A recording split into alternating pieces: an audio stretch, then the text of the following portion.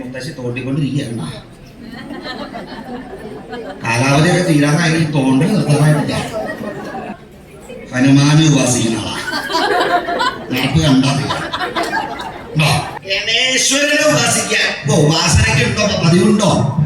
ഉപാസന ഉള്ളവരൊക്കെ ഉണ്ടോ അവിടെ? ഉണ്ടെന്ന് തോന്നുന്നത് ചിലരൊക്കെ ഉണ്ടാവുക. എന്തായി ഉപാസന എന്ന് പറഞ്ഞാൽ?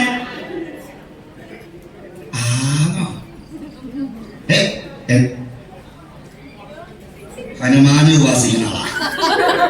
നടപ്പ് കണ്ടാ ഇന്നത്തെ കാലത്ത് ഇതൊന്നും ചോദിച്ചിട്ടൊരു കാര്യമില്ല. കാണാൻ പറ്റില്ല. ഉണ്ണിമാങ്ങ കണ്ണിമാങ്ങ പീക്കിരി വാങ്ങ പരുവത്തിലൊക്കെയാണ് മുമ്പിൽ വന്നിരിക്കുന്നത്. ഇന്നത്തെ കാലത്ത് ഇതിനോട് ഉപാസന ഇത്യാദി കാര്യങ്ങളെ കുറിച്ച് ചോദിച്ചാൽ പറഞ്ഞു തരാൻ എന്തെങ്കിലും ഒരു കാര്യമില്ല. ഇതൊക്കെ ആരെങ്കിലും പറഞ്ഞു കൊടുക്കാനുണ്ടെങ്കിലില്ലേ അറിയോളൂല്ലേ? ആരെങ്കിലും പറഞ്ഞു കൊടുക്കാനുണ്ടോ? പണ്ട് കാലത്തൊക്കെ ഉണ്ടായിരുന്നു. പണ്ട് കാലത്ത് മുത്തശ്ശന്മാര് മുത്തശ്ശിമാര് അവരൊക്കെ കുട്ടികളെയൊക്കെ അടുത്ത് വിളിച്ചിരുത്തിയിട്ട് ഈ കഥകളുടെ കാര്യങ്ങളൊക്കെ പറഞ്ഞു, ഉപാസനാദി കാര്യങ്ങളെ കുറിച്ചൊക്കെ പറഞ്ഞു കൊടുക്കൽ പതിവുണ്ട്. എന്നാ ഇപ്പൊ എങ്ങനെയാ? മുത്തശ്ശി തോണ്ടിക്കൊണ്ടിരിക്കുകയാണ്. കാലാവധിയൊക്കെ തീരാനായി തോണ്ടി നിർത്താനായിട്ടില്ല. ഇതിലൊക്കെ എപ്പോഴും ഇതൊന്നും പറഞ്ഞു കൊടുക്കാനുള്ള സമയമൊന്നുമില്ല. അതിന് തോണ്ടിക്കൊണ്ടിരിക്കുകയാണ്. പറഞ്ഞുണ്ട് കേട്ടോ. അതിന് കൊടുക്കാൻ വേണ്ടിട്ട് ആള് പറഞ്ഞിട്ട് എത്ര കാലം നോക്കിയിട്ട് ആളുണ്ടായില്ല. പേരക്കുട്ടികളൊക്കെ ഉണ്ടോ അവിടെ? ഇരിക്കണ മുഴുവൻ മുത്തശ്ശിയുടെ പേരക്കുട്ടികളല്ലേ? കണ്ടാ പറയില്ല എത്ര വൈഭവം ഉണ്ടെന്നേ. ഇത്യാദി കാര്യങ്ങൾ, ഉപാസന ഇത്യാദി കാര്യങ്ങളെ കുറിച്ചൊക്കെ ഒന്ന് പറഞ്ഞു പഠിപ്പിച്ചു കൊടുത്തു കഴിഞ്ഞാൽ നന്നായിരുന്നു അല്ലേ?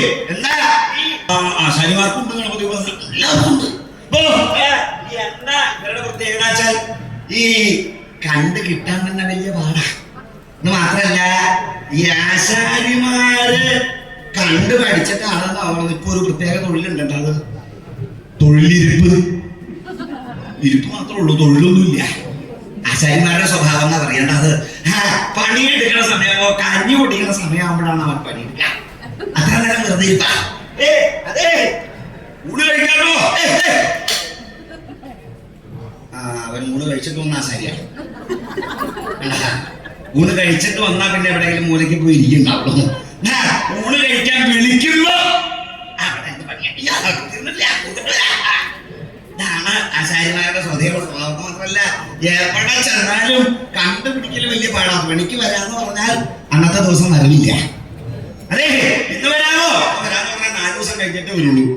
നാളെ ഞാനവിടെ വന്നേക്കാട്ടോ എന്ന് പറഞ്ഞാൽ നമ്മൾ പ്രതീക്ഷിച്ചിരിക്കും ആള് വരുന്ന. ആള് വരണമെങ്കിൽ ഒരാഴ്ച കഴിയണം. അവരുടെ പ്രത്യേകത. അപ്പൊ അങ്ങനെയാണ് വെച്ചാലും ഗണപതി ഉപാസനയ്ക്ക് ഇന്നത്തെ കർമ്മം തുടങ്ങിയിരിക്കുന്ന ഗണപതി ഉപാസന ഉണ്ട്. അപ്പൊ എങ്ങനെയുള്ളതാണ് ഇവരുടെ ഗണപതി ഉപാസന എന്നാണ് വെച്ചാൽ അതിനൊരു ഉദാഹരണം പറയുമ്പോ എങ്ങനെയാണെന്ന് വെച്ചാൽ ഒരു ആശാരിയെ സ്വതേപ്പോഴും അന്വേഷിക്കുന്നത് ഒരു ഭവനം നിർമ്മിക്കുന്ന സമയമാകുമ്പോഴാണ് അന്വേഷിക്കുക. അപ്പോ അന്വേഷിച്ച അതെ ഇവിടെ ഉണ്ടോ ഈ പ്രദേശത്ത് നല്ല ആശാരിമാരുണ്ടോ?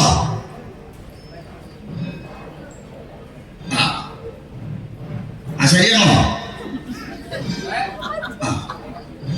അത്യാവശ്യം നല്ല ആശാരിയാണോ പറഞ്ഞതേ? ഒരു കാര്യം ഉണ്ടായിരുന്നു. ഒരു ഇല്ലം പണിയണം. എവിടെയാ? ഈ പ്രദേശത്ത് എന്റെ ഒരു പ്രദേശം അവിടെ കൊണ്ടുപോകുന്നത് പണിതാ മതി. അവ എന്നാ വരാൻ സാധിക്കുക? നാളെ വരവ് പറ്റില്ല. എന്താ നാളെ വേറെ പണി ഉണ്ടായിട്ടില്ല. നാളെ വരവില്ല. മറ്റന്നാള് കഴിഞ്ഞിട്ട് പിറ്റേ ദിവസം ഞാൻ എത്തിക്കോളാം. എപ്പോഴും രാവിലെ വരും.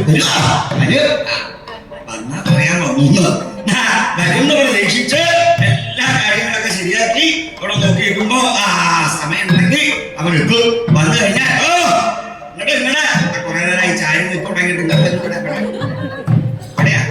വന്നോ നിശ്ചയിക്കോ? അതൊക്കെ ഇനി വെട്ടേണ്ട കാര്യമുണ്ടോ? അതൊക്കെ ഏതാണ്ട് കടപുഴുകാനായിട്ടുള്ള സമയമായി. ഇപ്പൊ അതൊക്കെ വെട്ടേണ്ട കാര്യമുണ്ടെന്ന് എനിക്ക് തോന്നണ്ടേ? സമയമുണ്ടെന്ന് പറഞ്ഞോളേ. എന്നാലും ആവശ്യമുള്ളതൊക്കെ വെട്ടിയെടുക്കാവോ? വേണ്ടാത്തതൊക്കെ ഇവിടെ നിർത്താം. ഇതിനൊക്കെ വെട്ടേണ്ട കാര്യമുണ്ട്. അതൊക്കെ ഇങ്ങനെ വളർന്നു വന്ന് തുടങ്ങണുള്ളൂ. അതൊക്കെ ഇങ്ങോട്ട് വളരട്ടെ. കേമായിട്ട് ഇങ്ങോട്ട് വളരട്ടെ. സമയമാവുമ്പോ നല്ലൊരു കാറ്റടിച്ചാൽ മതി എന്നാ തോന്നുന്നത്.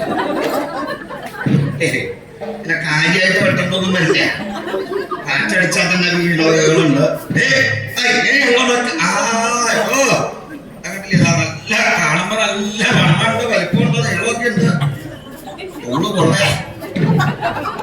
പുറത്തുനിന്ന് നോക്കുമ്പോ വലിയ കാര്യമായിട്ടൊക്കെ തോന്നുന്നു. ഉള്ളു കൊള്ളയല്ലേ, വെള്ളയാണോ? ഇത് കുഴപ്പമില്ല.